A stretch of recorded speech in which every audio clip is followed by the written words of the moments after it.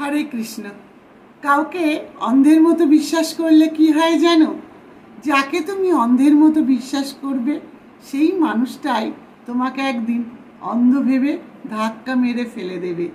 তাই বলবো, কাউকে অন্ধের মতো বিশ্বাস করা বন্ধ করো।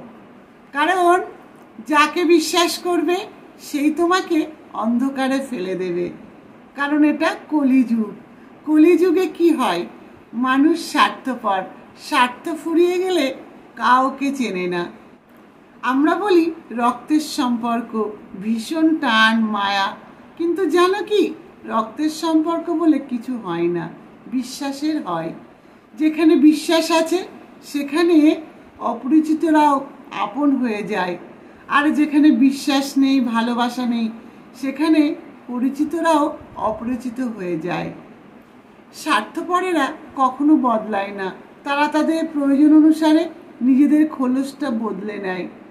কিছু মানুষ আছে দেখবে, তোমার সামনে তোমার দুঃখ কষ্টের কথা শুনলে আফসোস করবে, সহানুভূতি দেখাবে, কিন্তু পিছনে মজা করবে, অট্টহাসি করবে।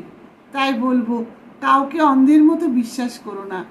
আজকে যাকে আপন মনে হয়, দুদিন পরে দেখবে সেই মানুষটাকে তুমি আর চিনতে পারছো না। কেন? তার কারণ সেই মানুষটা তোমার কখনোই আপন ছিল না, করেছিল অভিনয়। অভিনয় শেষ, তার আসল পরিচয় বেরিয়ে গেল।